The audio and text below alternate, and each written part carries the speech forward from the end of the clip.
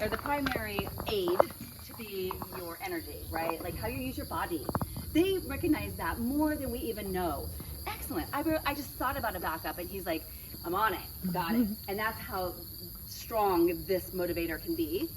But I want to be, with positive reinforcement, I always aim to have, you did a great job. Excellent. So he's learning calm default, like how to take the reward. So he's just going to be doing that as we chat here. But bugs and it's hay. A little piece of hay. There you go. You know, it's that always works something.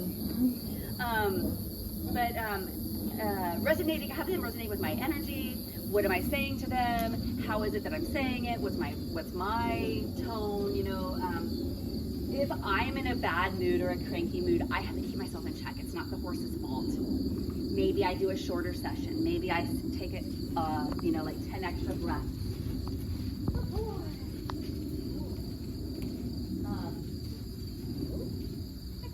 So he swung his hind out just a little bit when we stopped.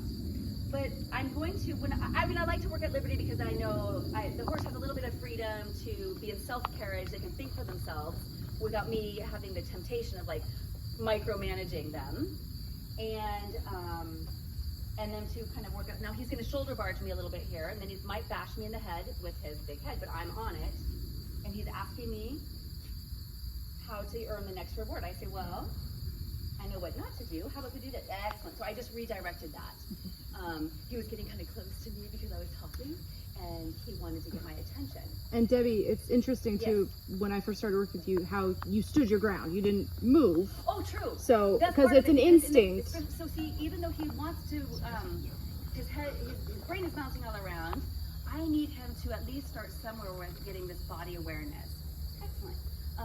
And that's why I like to start with the calm default, because they have to be in control of, even if they're not super calm yet, they at least know to take their head away from me. And that's a way to get a quick way to get a reward. Excellent.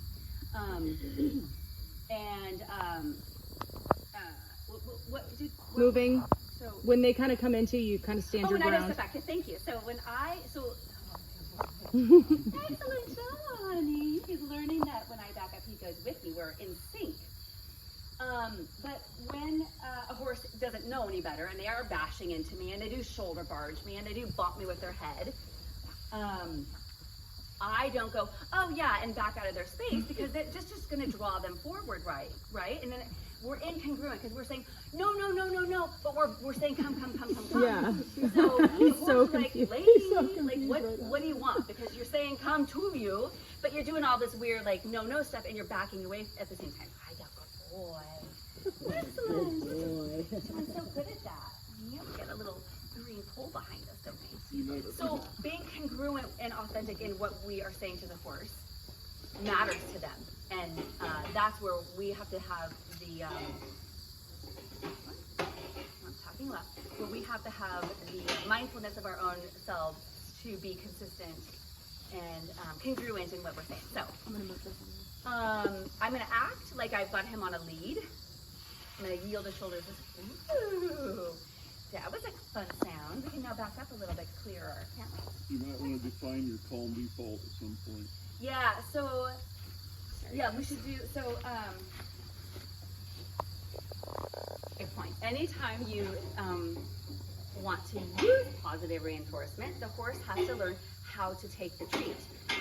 So when he brings his, if he's pawing at me, I'm not going to step away and be like, afraid of him. I'm just going to say, here's something you can do. And then I'm going to ask him if he can take his head away. Excellent. So he's going to take his head away from me a little bit, and that's going to earn him the reward. And then he's going to go, ah. So when I bring my head away, excellent. When I bring my head away, that's when the reward comes. I don't have to bash into her and stick my nose into the little pouch for the reward. I can just, excellent. Good boy. And you can kind of shape that. I'm not going to get into, like, some people like to shape it where they ask the horse to lower their head way down. I don't do that. I just need them to put their head in front of their chest so they're not wrapping into me, or that they don't learn to counterbend and like look way away from me. They just need to be relaxed. And this boy, excellent, has a really hard time relaxing. If you can tell, he is holding his breath. He's very tense. He's very motivated. but he's almost like too eager. How old He's is too he? eager. 7. 7? Okay. 7, he's 7 years old. 7 or 8, I think, at this point. I think he was 7 when I started, so he's probably about 8 now. I'm gonna come to his right side. Shoulder barge. I don't move my feet. I say, you're in my space. Excellent. So he just bumped me with his shoulder. Because a lot of times it's awkward for the horse when we're on their right side. We usually do everything on their left side, but I like to do everything, not everything, I like to do equally. Too close? Too close. Excellent. You can use that with that anymore. There you go. So I like to do everything from left side and right side. Leading, if I have a tendency to do things, if I start with picking up their foot on their left side all the time, I'm going to switch it up. I pick up a hind leg first, or I pick up the right leg first. And he's asking all kinds of questions now. Excellent. And he knows I didn't punish him for sticking his nose in my treat pouch. I just said, that's not going to get you anything. And what's a better option? What's a better way to ask for the reward? Excellent. That was much better. And then he can get his reward that way. So he gets to make the decision himself, which actually is going to make a more pleasant horse to be around, an easier guy to lead when we go to do the tacking up and the backing process, which this guy I think has been backed. He has little riders on him now, not riding solo, but he's got a lot of education still to go. And he certainly has a lot of mental realization that he needs to gain before he will be, oops, watch your face. Watch your face. Yeah. I'd love it if he would just, excellent. So when he nuzzled, he pushed me with his nose, that didn't earn him anything. And I'm just saying, thinking in my brain to him, what's a better option than pushing me around and stepping into my space? Was there something better we could do? It's a much better idea than excellent. So I'll take that. It's a little harder when I'm on his right side, so we try to practice these things. And then, so if I'm going to be leading them, I watch the shoulder barge. He's going to do it more. Whoops, no. Ooh, ooh, ooh, ooh. So I'm going to tell him, ask him if he can maybe stay on this side. Good. Yeah, and if you could just, excellent. So you can see how hard this is for this guy. Mm-hmm. Like, and when you're on it's almost harder when you're on a rope though. Yes, I know that I'm juggling this, but once you get pretty proficient with it, and once the horse kind of understands, it's actually almost harder with the line, because then you have the line wrapping around you, if they're going around you, and you're like, oh geez, I'm getting tangled up, or you're tempted to pull a lot, or do this, yeah, you see that. You see that following your hand. Back and forth thing. I don't want a horse that when I'm out in a session with a client goes, whoa, what was that? Like, overreacting when I'm just, yeah. But that's when, excellent. I know you're trying, and he really does try. He's being so good. Good job.